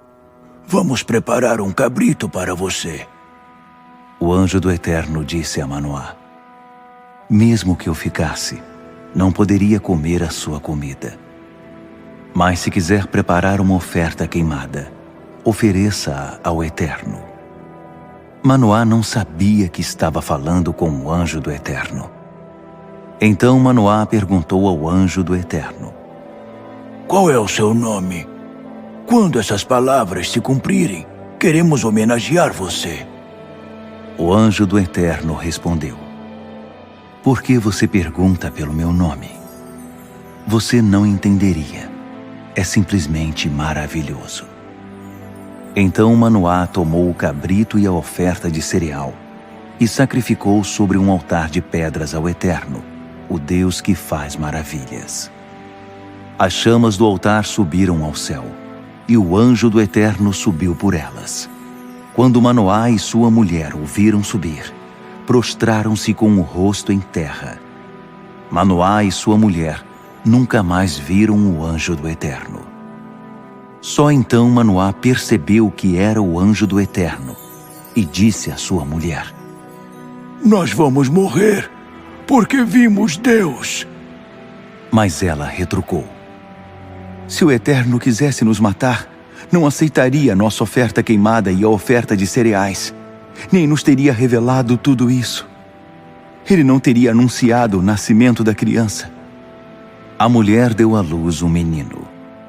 Os pais lhe deram o nome Sansão. O menino cresceu e o Eterno o abençoou. O Espírito do Eterno começou a agir nele quando ele morava em Maané-Dan, entre Zorá e Estaol. Juízes, capítulo 14. Sansão foi à cidade de Tímina. Ele conheceu uma mulher das filhas dos filisteus. Quando voltou para casa, disse a seu pai e sua mãe: Vi uma mulher em Tímina, do povo filisteu. Quero me casar com ela. Seus pais disseram: Não há uma mulher do nosso povo que agrade a você? Tinha de ir procurar uma mulher entre os incircuncisos, os filisteus?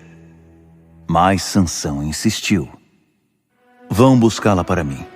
É ela que eu quero. É com essa que eu quero me casar. Seu pai e sua mãe não tinham ideia de que o Eterno estava por trás disso, que ele estava criando uma oportunidade contra os filisteus, porque naquele tempo eles dominavam os israelitas. Sansão desceu a Tímina com seu pai e sua mãe. Quando chegou perto das vinhas de Tímina, um leão novo rugindo correu em sua direção. O Espírito do Eterno se apoderou de Sansão, e ele rasgou o animal com as mãos, como se fosse um cabrito. Mas não contou aos pais o que aconteceu. Então ele foi falar com a moça. Para Sansão, ela era a escolhida. Passados alguns dias, quando retornou para buscá-la, ele fez um desvio no caminho para ver o que havia restado do leão. Ficou admirado ao encontrar um enxame de abelhas e mel no cadáver do leão. Ele pegou um punhado e continuou caminhando enquanto comia o mel. Quando reencontrou seu pai e sua mãe, deu a eles um pouco e ambos comeram. Mas não contou que tinha tirado o mel do cadáver do leão. Seu pai desceu para encontrar-se com a moça enquanto Sansão preparava a festa. Era assim que os moços faziam. Como os filisteus desconfiavam dele, trouxeram 30 rapazes para que o acompanhassem. Sansão disse: Quero propor uma charada. Se vocês a solucionarem durante os 7 dias da festa, darei a vocês 30 trajes de linho e 30 mudas de roupa. Mas se não conseguirem solucionar, vocês é que me darão 30 trajes de linho e 30 mudas de roupa. Eles responderam: Propõe a charada. Estamos ouvindo. Então ele disse: do que come saiu comida, do forte saiu doçura. Eles não conseguiram solucionar a charada. 3 dias depois, ainda estavam pensando. No 4º dia, disseram à mulher de Sansão: arranque a resposta do seu marido, do contrário, queimaremos você e a família de seu pai. Afinal, vocês nos convidaram para nos levar à falência? Então a mulher de Sansão começou a choramingar no ouvido dele. Você me odeia. Você não me ama. Você propôs uma charada para o meu povo, mas não conta a resposta nem para mim. Ele respondeu: não contei nem a meus pais. Por que contaria a você? Mas ela o importunou durante os 7 dias da festa. No 7º dia, cansado da perturbação dela, ele revelou a solução da charada à mulher. Ela foi imediatamente passar a resposta aos seus compatriotas. Os homens da cidade procuraram Sansão no 7º dia, antes do pôr do sol, e disseram: o que é mais doce que o mel? O que é mais forte que o leão? Sansão respondeu: se vocês não tivessem arado com a minha novilha, não teriam solucionado a charada. Então o Espírito do Eterno se apoderou dele. Ele desceu a Ascalon, matou 30 homens, tirou as roupas deles e as entregou aos que haviam solucionado a charada. Furioso, voltou para a casa de seu pai. A mulher de Sansão foi entregue ao seu padrinho de casamento. Juízes, capítulo 15. Mais tarde, durante a colheita de trigo, Sansão foi visitar sua mulher e levou um cabrito. Ele dizia: vou ver minha mulher e entrar no quarto dela. Mas o pai dela não o deixou entrar, dizendo: Imaginei que você a odiava. Por isso ela foi dada ao seu padrinho de casamento. Mas a irmã menor dela é muito mais bonita. Por que você não a aceita por mulher? Sansão respondeu: bom, desta vez não me responsabilizo pelo que vou fazer aos filisteus. Ele conseguiu reunir 300 raposas. Amarrou-as aos pares pela cauda e prendeu uma tocha na cauda de cada par. Em seguida, pôs fogo às tochas e soltou as raposas nas plantações de cereais dos filisteus. Os feixes de cereal colhido, os que iam ser colhidos, as vinhas, os olivais, tudo foi queimado. Os filisteus disseram: Quem fez isso? Alguém informou: Foi Sansão, genro do Timinita, porque o pai dela deu a mulher ao seu padrinho de casamento. Os filisteus, por vingança, queimaram a mulher e seu pai. Sansão disse àqueles homens: se é dessa maneira que vocês querem agir, juro que me vingarei de vocês. Vou até o fim. E os matou sem misericórdia. Foi um verdadeiro massacre.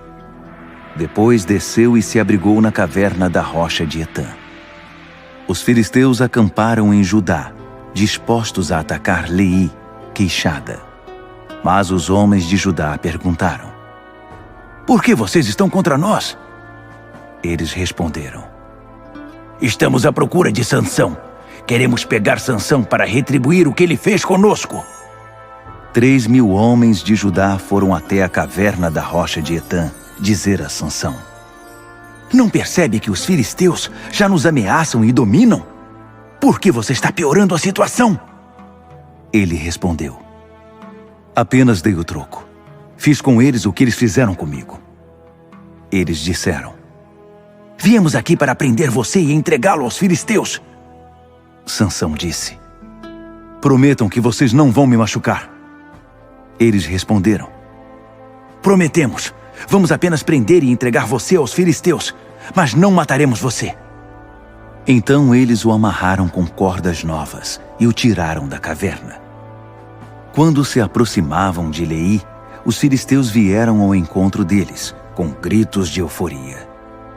Então o Espírito do Eterno veio sobre ele com grande poder. As cordas que prendiam seus braços se romperam como fio de linho queimado, e as correias caíram de suas mãos. Ele apanhou uma queixada de jumento ainda fresca e com ela matou 1000 homens. Depois, Sansão disse: Com a queixada de um jumento, fiz deles um montão de jumentos. Com a queixada de um jumento, matei uma companhia inteira. Terminando de falar, jogou a queixada fora e deu ao lugar o nome de Ramate-Leí, Monte da Queixada.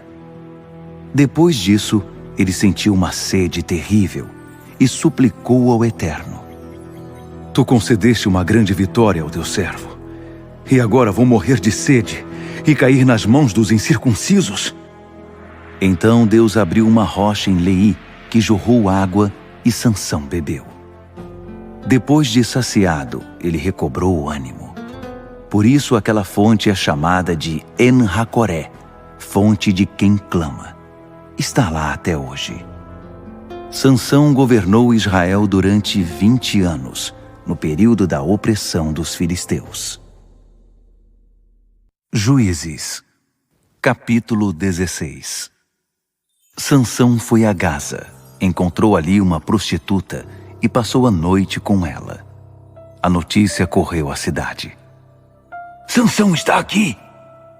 Os homens formaram um grupo e ficaram de tocaia a noite toda na entrada da cidade, em silêncio total, pensando: Quando o sol nascer, nós o mataremos. Mas Sansão ficou na cama com a mulher até meia-noite. Ele foi embora e, de passagem, arrancou a porta da cidade com os batentes e as trancas e a carregou nos ombros até o topo da colina, que fica em frente de Hebrom. Passado um tempo, ele se apaixonou por uma mulher do vale de Soreque, Uvas, chamada Dalila. Os líderes filisteus vieram procurá-la com uma proposta. Seduza-o. Descubra por que ele é tão forte e como podemos prendê-lo e subjugá-lo. Cada um de nós dará a você 13 quilos de prata.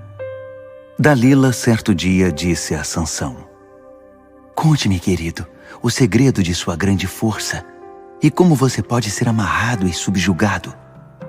Sansão respondeu: Se me amarrarem com 7 cordas de arco feitas de tendões de animal ainda úmidas, perco minha força e fico igual a qualquer outra pessoa. Os líderes filisteus trouxeram a ela 7 cordas de arco ainda úmidas, e ela o amarrou com as cordas, enquanto os homens se escondiam em seu quarto. Ela disse: Os filisteus estão atrás de você, Sansão. Ele rompeu as cordas como se fossem barbantes. Assim, não conseguiram descobrir o segredo da sua força. Dalila insistiu com ele: Diga a verdade, Sansão. Você está brincando comigo e inventando história. Agora é sério. Conte-me como você pode ser amarrado. Ele respondeu: Se você me amarrar bem com cordas novas que nunca foram usadas, não vou conseguir escapar. Serei igual a qualquer outra pessoa. Dalila conseguiu cordas novas e o amarrou. Ela disse: Os filisteus estão atrás de você. Os homens estavam escondidos no quarto ao lado, mas ele rompeu as cordas como se fossem barbantes. Dalila não desistiu. Você continua zombando de mim e mentindo. Por favor, conte-me como você pode ser amarrado. Ele respondeu: Se você tecer as 7 tranças do meu cabelo como um tecido no tear e as prender com um pino, não conseguirei fazer nada. Serei como qualquer outra pessoa. Quando ele dormiu, Dalila pegou as 7 tranças do cabelo de Sansão e as teceu como um tecido no tear e as prendeu com um pino. Depois disse: Sansão, os filisteus estão atrás de você. Mas ele acordou e livrou-se tanto do pino do tear quanto dos fios. Ela se tornou mais insistente. Como você pode me dizer amo você, se nem confia em mim? Já é a 3ª vez que você zomba de mim, brincando de gato e rato comigo e recusando-se a me contar o segredo da sua força. Ela continuou a perturbá-lo dia após dia. Finalmente, ele se cansou. Não aguentou mais e contou a ela: Nunca foi passada uma navalha na minha cabeça. Desde que nasci, fui consagrado como nazireu a Deus. Se raparem o meu cabelo, perco a minha força. Ficarei fraco como qualquer outro mortal. Dalila percebeu que finalmente tinha descoberto o segredo e mandou dizer aos líderes filisteus: venham depressa, agora ele me contou a verdade. Eles vieram e trouxeram o dinheiro que tinham prometido. Depois de fazê-lo dormir com a cabeça em seu colo, ela fez sinal para um homem que se aproximou e cortou as 7 tranças do cabelo dele. Ele começou imediatamente a enfraquecer e perdeu toda a sua força. Então ela disse: Sansão, os filisteus estão atrás de você. Ele acordou pensando: vou fazer o que sempre fiz e escapar, pois ainda não tinha se dado conta de que o Eterno o tinha abandonado. Os filisteus o agarraram, arrancaram seus olhos e o levaram para Gaza. Eles o prenderam com algemas de ferro e o puseram a trabalhar no moinho da cadeia. Mas logo o cabelo dele começou a crescer de novo. Um dia os líderes filisteus se reuniram para oferecer um grande sacrifício ao seu deus Dagom. Eles fizeram uma festa e comemoraram. Nosso Deus nos entregou Sansão, nosso inimigo. Quando o povo viu Sansão, fez coro com eles, bendizendo o seu Deus. Nosso Deus nos entregou o nosso inimigo, aquele que devastou o nosso povo, multiplicando cadáveres entre nós. Depois, quando todos já estavam exaltados, alguém sugeriu: tragam Sansão, que ele nos mostre o que consegue fazer. E tiraram Sansão da prisão, para que os divertisse. Sansão foi posto entre 2 colunas, e ele pediu ao rapaz que o conduzia: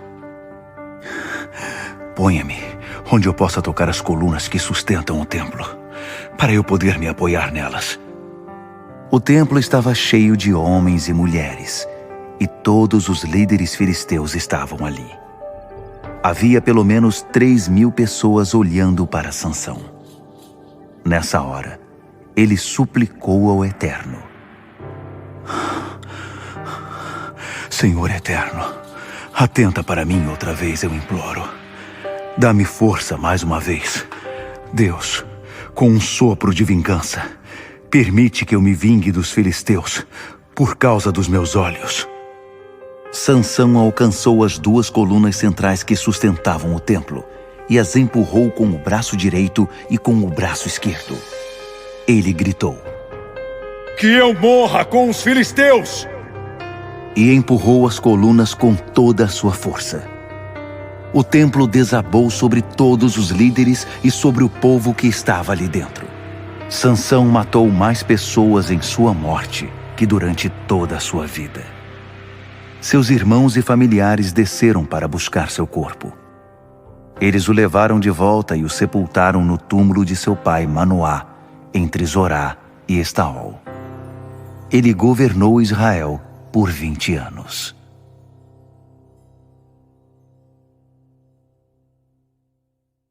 Juízes, capítulo 17.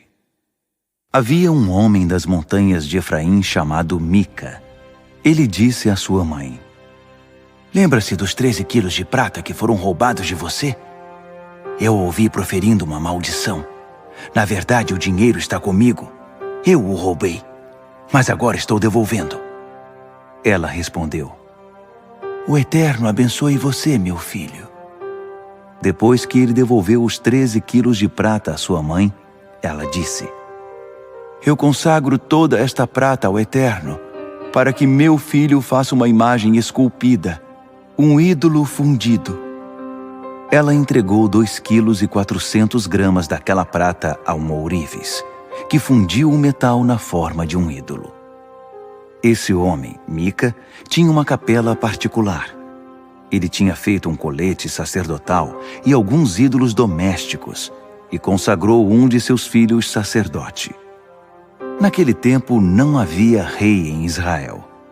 As pessoas faziam o que bem entendiam.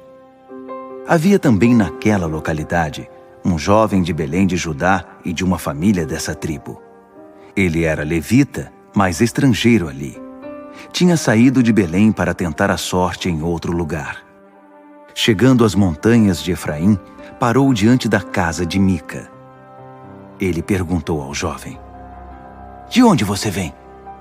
Ele respondeu: "Sou levita de Belém de Judá. Estou à procura de um lugar para morar." Mica fez uma proposta: "Fique aqui comigo. Seja meu pai sacerdote. Seu salário será de 120 gramas de prata por ano, além da comida e das roupas de que precisar." O levita concordou em ficar com Mica. O jovem foi bem recebido e se tornou um membro da família. Mica designou o jovem levita seu sacerdote. Tudo isso aconteceu dentro da casa de Mica. Mica declarou: Agora sei que o Eterno será bondoso para comigo, pois tenho um levita como sacerdote. Juízes, capítulo 18. Naquele tempo não havia rei em Israel, e a tribo de Dan procurava um lugar para se estabelecer. Eles ainda não tinham ocupado território algum entre as tribos de Israel. Os danitas enviaram 5 soldados valentes de Zorá e Estaol para observar a terra, em busca de um lugar apropriado para suas famílias. A ordem era esta: "Vão e façam um reconhecimento da terra." Eles foram para as montanhas de Efraim, chegaram diante da casa de Mica e acamparam ali. Como estavam perto da casa de Mica, reconheceram a voz do levita. Eles se aproximaram e perguntaram ao jovem: "Como você veio parar aqui? O que está fazendo?" Ele respondeu: "Para encurtar a história, Mica me contratou e agora sou sacerdote dele." Eles disseram: "Que bom! Assim você pode consultar Deus em nosso favor. Queremos saber se vamos ter sucesso em nossa missão." O sacerdote respondeu: "Fiquem tranquilos, o Eterno cuidará de vocês por todo o caminho." Os 5 homens partiram rumo ao norte para Laís e constataram que o povo dali vivia seguro, sob a proteção dos sidônios. Eram pacatos e confiantes. Tinham uma vida sossegada, mas viviam muito longe dos sidônios, que habitavam a oeste, e não tinham nenhuma relação com os arameus ao leste. Quando retornaram a Zorá e Estaol, seus irmãos perguntaram: "Então, o que descobriram?" Eles disseram: "Vamos atacá-los. Sem dúvida a terra é muito boa. Então, vão ficar aqui sentados sem fazer nada? Não percam tempo. Vamos invadir e conquistar a terra. Quando chegarem lá, vocês verão que aquele povo é presa fácil. Eles são vulneráveis, a terra é ampla e Deus a está entregando em nossas mãos. Não poderia ser melhor." 600 homens de Dan partiram de Zorá e Estaol, armados até os dentes. No caminho acamparam em Kiriat Jearim, em Judá. Por isso, até hoje, o lugar é chamado Campo de Dan. Fica a oeste de Kiriat Jearim. Os 5 homens que tinham explorado a região de Laís disseram a seus companheiros: "Vocês sabiam que naquelas casas há um colete sacerdotal, ídolos domésticos e uma imagem fundida? O que acham que devemos fazer?" Eles saíram da estrada e foram até a casa do jovem levita, na propriedade de Mica, e perguntaram como ele estava. Os 600 homens de Dan, fortemente armados, ficaram de guarda na entrada, enquanto os 5 espiões que tinham explorado a terra entraram e apanharam a imagem esculpida, o colete sacerdotal, os ídolos domésticos e a imagem fundida. O sacerdote ficou na entrada com os 600 soldados. Quando os 5 homens entraram na casa de Mica para apanhar a imagem esculpida, o colete, os ídolos domésticos e a imagem fundida, o sacerdote perguntou: "O que pensam que estão fazendo?" Eles responderam: "Quieto, não fale nada. Venha conosco. Seja nosso pai sacerdote. O que é melhor, ser sacerdote de um único homem ou ser sacerdote de uma tribo inteira, de um clã de Israel?" O sacerdote aproveitou a oportunidade, pegou o colete, os ídolos do lar e as imagens e acompanhou o grupo. Eles partiram e continuaram o caminho, pondo adiante deles as crianças, o gado e os equipamentos. Já estavam bem longe da casa de Mica, quando Mica e seus vizinhos conseguiram se organizar, mas não demoraram a alcançar os homens de Dan. Gritaram para eles, e os danitas, olhando para trás, perguntaram: Que barulho é esse? Mica respondeu: Vocês pegaram meu ídolo que eu mesmo fiz e levaram o meu sacerdote. Estão levando tudo embora, me deixaram sem nada. Como então perguntam qual é o problema? Mas os homens de Dan responderam: Não grite conosco. Você pode irritar alguns desses homens e você e sua família perderão a vida. Dito isso, os homens de Dan prosseguiram seu caminho. Mica, percebendo que não tinha condições de enfrentá-los, deu meia volta e foi para casa. Eles levaram os objetos feitos por Mica e seu sacerdote. Chegaram a Laís, a cidade das pessoas sossegadas e confiantes, massacraram a população e queimaram a cidade. Não havia ninguém por perto para ajudá-los. Laís ficava muito longe de Sidom e não tinha contato com os arameus. A cidade ficava no vale de Bet-Reob. Os danitas reconstruíram a cidade e deram a ela o nome de Dan, em homenagem ao seu antepassado, filho de Israel, mas o nome originário era Laís. Os homens de Dan adotaram a imagem de prata. Jonatas, filho de Gerson, filho de Moisés, e seus descendentes foram sacerdotes na tribo de Dan até a época do cativeiro. Durante todo o tempo em que o santuário de Deus ficou em Siló, eles mantiveram para uso particular o ídolo feito por Mica. Juízes, capítulo 19. Naquele tempo não havia rei em Israel. Um levita que vivia nas regiões remotas das montanhas de Efraim tomou para si uma concubina, uma mulher de Belém de Judá. Mas a mulher cometeu adultério e o abandonou, retornando para a casa de seu pai, em Belém de Judá. Depois de 4 meses, o marido resolveu procurá-la e convencê-la a voltar para ele. Estava acompanhado de um escravo e 2 jumentos. Ela o recebeu na casa de seu pai. Seu sogro, o pai da moça, ficou bastante feliz com a visita e insistiu em que ele ficasse algum tempo ali. Ele ficou hospedado ali 3 dias, com muita comida e bebida. No 4º dia, levantaram-se de madrugada e se prepararam para partir. Mas o pai da moça pediu ao genro: Faça uma refeição reforçada antes de partir. Então eles se assentaram e comeram juntos. O pai da moça disse ao homem: Fique aqui ainda esta noite. Você será meu hóspede. O homem se levantou para partir, mas o sogro insistiu tanto que o homem concordou em pernoitar ali mais uma vez. No 5º dia, ele se levantou de madrugada novamente. O pai da moça disse: Você precisa se alimentar bem.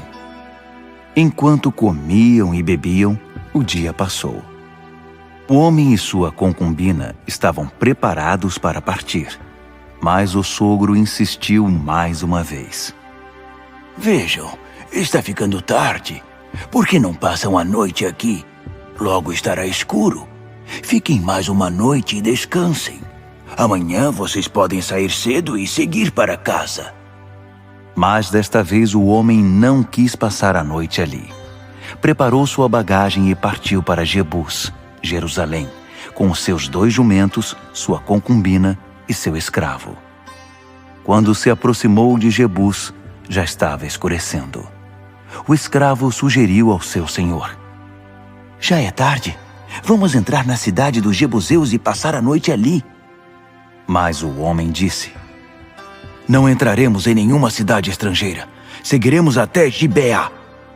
Ele acrescentou: Continue andando. Vamos prosseguir a viagem. Passaremos a noite em Gibeá ou em Ramá. Assim continuaram a viagem. Ao pôr do sol, eles estavam perto de Gibeá, no território de Benjamim, e entraram na cidade para passar a noite. O levita foi para a praça da cidade, mas ninguém oferecia hospedagem a ele. Mais tarde, passou por ali um homem idoso que voltava do trabalho no campo. Ele era da região montanhosa de Efraim e estava morando temporariamente em Gibeá, onde todos os moradores eram benjamitas. Quando o homem viu o viajante na praça da cidade, perguntou: Para onde você está indo? De onde veio? O levita respondeu: Estamos de passagem. Estamos vindo de Belém a caminho de um lugar distante nas montanhas de Efraim. Eu sou de lá. Fui a Belém de Judá e estou retornando para casa. Mas ninguém nos convidou para passar a noite. Não vamos dar despesa a ninguém. Temos comida e feno para os jumentos, pão e vinho para a mulher, para o jovem e para mim. Não precisamos de nada. O velho disse: Tudo bem, eu cuido de vocês. Vocês não passarão a noite na praça. Ele os levou para sua casa e alimentou os jumentos. Depois, todos se lavaram e se assentaram para comer. Eles estavam tranquilos e se entretendo, quando um grupo de desocupados da cidade cercou a casa e começou a bater à porta. Eles gritavam para o dono da casa: Tragam para fora esse homem que está na sua casa! Queremos sexo! Vamos nos aproveitar dele! O velho saiu e disse: Nada disso, companheiros! Não sejam tão perversos! Esse homem é meu hóspede! Não cometam esse ultraje! Venham! Minha filha virgem e a concubina dele estão aqui! Vou trazê-las para fora! Façam o que quiserem com elas, mas não façam essa loucura com este homem! Mas os homens não quiseram dar atenção ao velho. Finalmente, o levita empurrou sua concubina para fora. Eles abusaram dela a noite toda. De madrugada a soltaram. A mulher voltou e ficou caída diante da porta da casa na qual estava seu senhor. Ao clarear o dia, ela continuava ali. De manhã, quando seu senhor se levantou e abriu a porta para prosseguir viagem, sua concubina estava ali, prostrada, com a mão na soleira da porta. Ele disse: Levante-se, vamos. Mas a mulher não respondeu. Ele a pôs sobre o jumento e seguiu viagem. Ao chegar em casa, apanhou uma faca e esquartejou sua concubina. Ele a dividiu em 12 pedaços e mandou um pedaço para cada região de Israel. Todos os que viram isso disseram: Nunca aconteceu algo assim, desde quando os israelitas saíram da terra do Egito. Pensem bem, reflitam, façam alguma coisa. Juízes, capítulo 20. Então todo o povo de Israel se reuniu na presença do Eterno em Mispá. Todos estavam lá, de Dan a Berseba, como um só homem. Os líderes do povo, representando todas as tribos de Israel, tomaram seus lugares na Assembleia do Povo de Deus. Estavam ali 400.000 soldados de infantaria armados com espada. Nesse meio tempo, os benjamitas ficaram sabendo que os israelitas estavam reunidos em Mispá. O povo de Israel perguntou: Conte-nos, como aconteceu essa perversidade? O levita, marido da mulher assassinada, respondeu: Eu e minha concubina entramos em Gibeá, cidade benjamita, para passar a noite. Naquela noite, os homens de Gibeá vieram atrás de mim. Eles cercaram a casa em que eu me hospedava e queriam me matar. Eles violentaram minha concubina e ela morreu. Levei minha concubina para casa, esquartejei-a e enviei cada um dos 12 pedaços para toda a terra da herança de Israel. Esse crime vil e perverso foi cometido em Israel. Então, israelitas, resolvam, decidam o que fazer. Todo o povo se levantou como um só homem. Disseram: Ninguém vai voltar para casa, nem sequer uma pessoa. Este é o plano para Gibeá.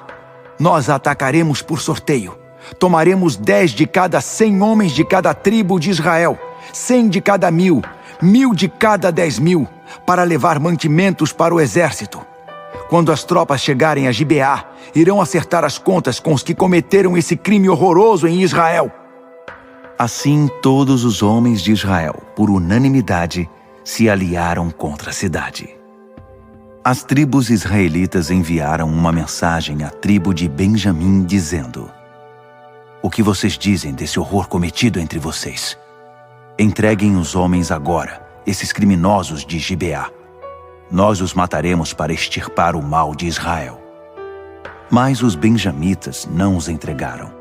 Eles não deram atenção ao pedido de seus irmãos, o povo de Israel.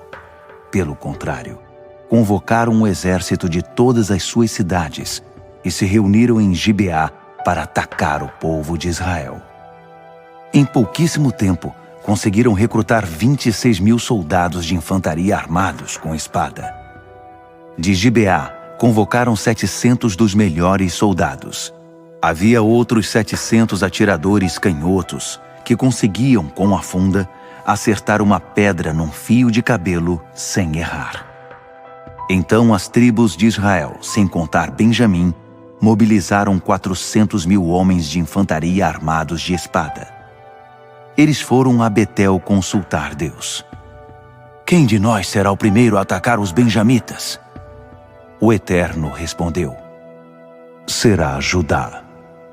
O povo de Israel levantou-se na manhã seguinte e acampou perto de Gibeá. O exército de Israel marchou contra Benjamim e tomou posição, pronto para atacar Gibeá. Mas os benjamitas saíram de Gibeá e mataram no campo 26.000 israelitas. Os israelitas voltaram ao santuário e choraram perante o Eterno até a tarde. Outra vez consultaram o Eterno. Devemos atacar os benjamitas, nossos irmãos, outra vez? O Eterno respondeu: vão, ataquem. O exército se animou. Os homens de Israel ocuparam as mesmas posições do primeiro dia. No segundo dia, os israelitas avançaram contra os benjamitas. Pela segunda vez, os benjamitas saíram da cidade e mataram 18.000 israelitas, todos armados de espada. Todo o povo de Israel, o exército inteiro, voltou para Betel. Chorando, apresentaram-se perante o Eterno. Naquele dia, jejuaram até a tarde. Apresentaram ofertas queimadas e ofertas de paz perante o Eterno. Mais uma vez, consultaram o Eterno. Naquele tempo, a arca da aliança de Deus estava ali com Finéias, filho de Eleazar, filho de Arão, que ministrava como sacerdote. Eles perguntaram: devemos lutar outra vez contra os benjamitas, nossos irmãos, ou devemos desistir? O Eterno respondeu: ataquem. Amanhã darei a vitória a vocês. Dessa vez, Israel armou emboscada em torno de Gibeá. No terceiro dia, quando Israel avançou, eles ocuparam as mesmas posições diante dos benjamitas. Quando os benjamitas saíram para atacar o exército, eles se distanciaram da cidade. Os benjamitas começaram a ferir parte da tropa, como tinham feito antes. Cerca de 30 homens morreram no campo e nas estradas para Betel e para Gibeá. Os benjamitas começaram a se orgulhar. Nós os estamos matando como moscas todos os dias. Mas os israelitas tinham uma estratégia. Disseram: vamos retroceder e forçá-los para fora da cidade, até as estradas principais. Então todos os israelitas se distanciaram na direção de Baal-Tamar, e a emboscada dos israelitas saiu de sua posição a oeste de Gibeá. 10.000 dos melhores soldados de Israel atacaram Gibeá. Houve luta intensa e sangrenta. Os benjamitas não imaginavam que estavam sendo derrotados. O Eterno os derrotou diante de Israel. Naquele dia, os israelitas mataram 20